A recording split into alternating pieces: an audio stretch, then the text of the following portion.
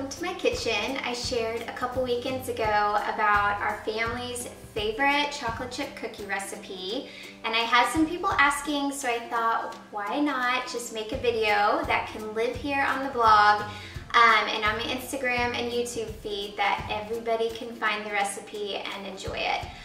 This recipe has come from my mother. She used the back of the Toll House cookie bag of chocolate chips, and then I've redone just a couple things just to make it something that our family likes better. I can never master my mom's recipe. They never tasted as good as hers, and so I decided to tweak our recipe and make it our very own, and so now we have found the perfect chocolate chip cookie recipe.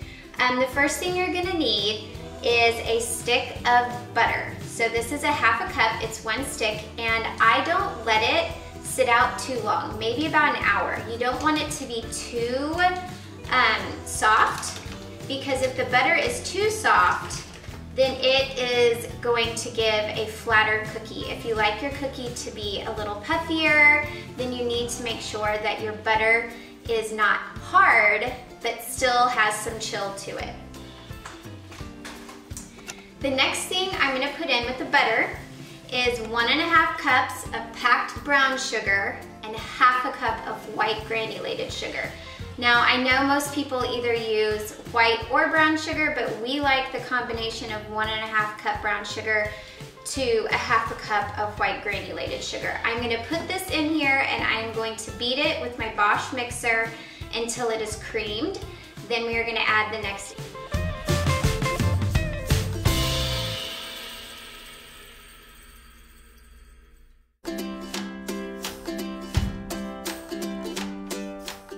Okay, I'm gonna go grab a spatula. I forgot that. I like to scrape down the sides every time I add something.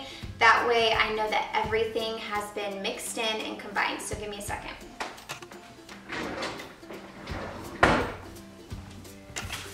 I think this is an important step because there have been times I haven't done this and I have found that I have some of my ingredients stuck to the bottom or the side of my mixer.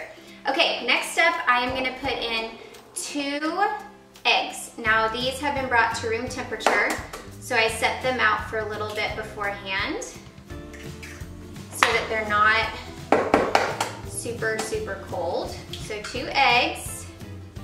These are farm fresh eggs.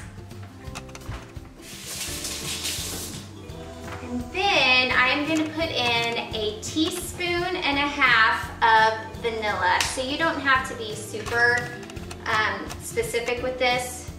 It's okay to get a little more or a little less. It's not gonna hurt anything.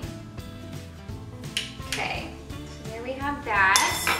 Now I'm going to cream this together.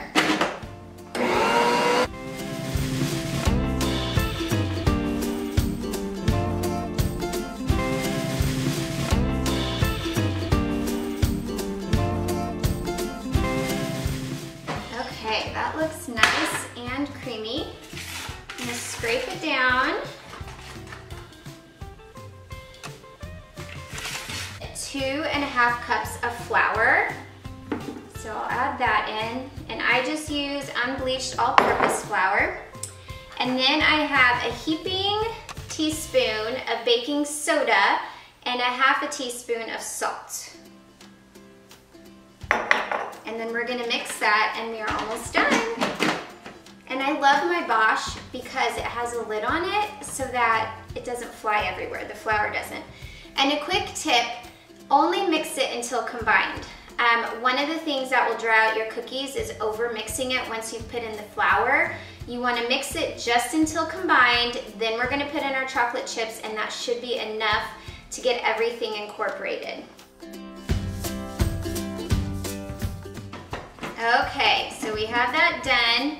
I'm gonna add in 1 cup of chocolate chips. And I kind of scatter it around and just give it a quick mix, and then we will be... Okay, our dough is officially ready to put on the cookie sheet. We'll do that next.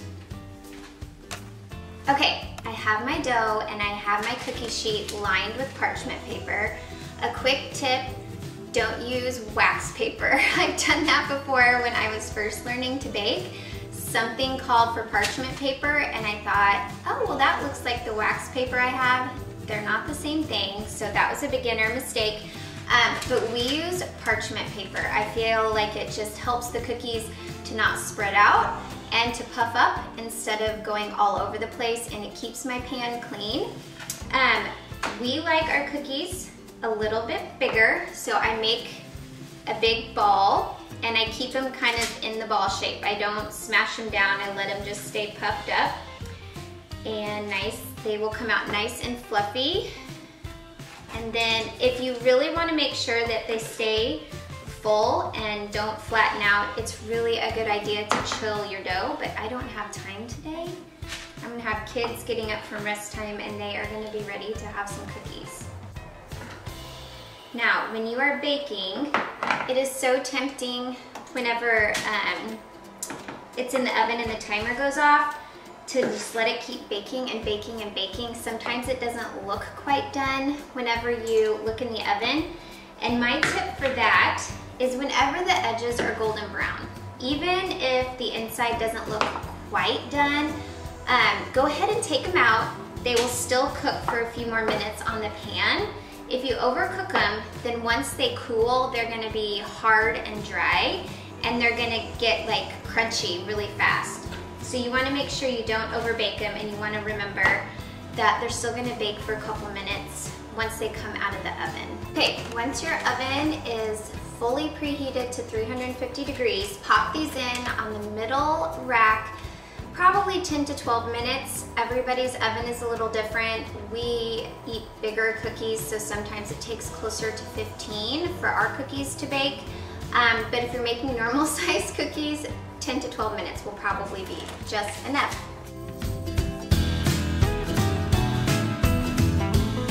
Okay guys, the moment of truth. The cookies are done. We're gonna pull them out and see how they look.